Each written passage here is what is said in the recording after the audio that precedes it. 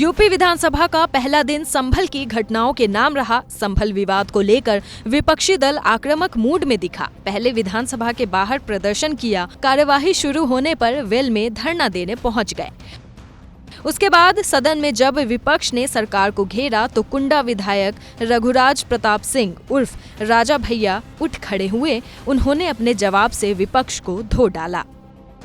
सबसे पहले संभल हिंसा पर बोलते हुए जनसत्ता दल लोकतांत्रिक के अध्यक्ष ने सर्वे के दिन पत्थरबाजी का मुद्दा उठाया। बोले, सदन में जितने भी लोगों ने संभल हिंसा पर आवाज उठाई है उसमें किसी ने भी पत्थरबाजी की घटना का जिक्र क्यों नहीं किया। पहली बात तो ये स्पष्ट हो जानी चाहिए कि जो सर्वे हो रहा है वो न्यायालय के आदेश पे हुआ है और जितने लोग बोले हैं इन्होंने पत्थरबाजी का कोई जिक्र, कोई चर्चा नहीं की। अब हम एक चीज तो ये भी जानना चाहेंगे कि क्या पत्थरबाजी करने से न्यायालय का आदेश बदल जाता है? अगर न्यायालय ने किसी सर्वे का आदेश दिया तो उस आदेश को पलटने के लिए क्या तरीका है?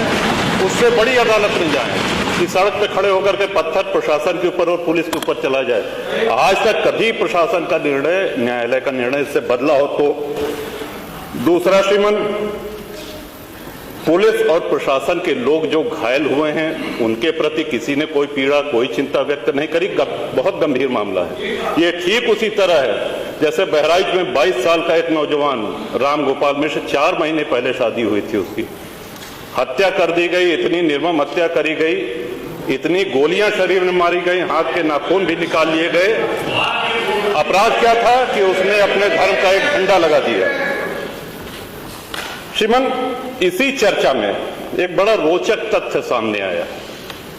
माननीय नवाब साहब ने कहा कि कुंदरकी में लूट हुई है, लूट करके, वोट लूट करके ये विधायक बन गए हैं, वरना कुंदरकी में 65% मुसलमान हैं, 35% हिंदू हैं, तो रामवीर सिंह कैसे जीत जाता?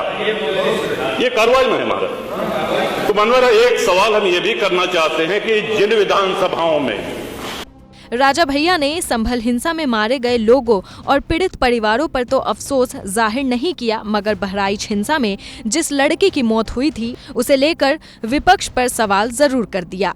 क्या कहा, सुनिए। दूसरा, श्रीमान, पुलिस और प्रशासन के लोग जो घायल हुए हैं उनके प्रति किसी ने कोई पीड़ा, कोई चिंता व्यक्त नहीं करी। बहुत गंभीर मामला है ये। ठीक उसी तरह है जैसे बहराइच में 22 साल का एक नौजवान राम गोपाल मिश्र, 4 महीने पहले शादी हुई थी, उसकी हत्या कर दी गई। इतनी निर्मम हत्या करी गई, इतनी गोलियां शरीर में मारी गई, हाथ के नाखून भी निकाल लिए गए। अपराध क्या था कि उसने अपने धर्म का एक झंडा लगा दिया। साफ है, कुंडा विधायक की नजर में दूसरे समुदाय के घर की छत पर जाकर अपने धर्म का झंडा लगाना कोई अपराध नहीं है। उन्होंने विपक्ष से सवाल भी पूछा कि बहराइच में राम गोपाल मिश्रा की निर्मम हत्या पर विपक्ष क्यों चुप रहा। वहीं इन दोनों मामलों के बाद राजा भैया ने कुंदरकी जैसे मुस्लिम बहुल इलाके में बीजेपी की जीत पर सपा पर जमकर सवाल दागे। लूट करके, वोट लूट करके ये विधायक बन गए, वरना कुंदरकी में 65% मुसलमान हैं, 35% हिंदू हैं, तो रामवीर सिंह कैसे जीत जाता? ये कार्रवाई में है हमारा। तो मनोहर, एक सवाल हम ये भी करना चाहते हैं कि जिन विधानसभाओं में मुस्लिम मतदाता की संख्या हिंदू से कम है, क्या वो लूट करके विधायक बन के आते हैं?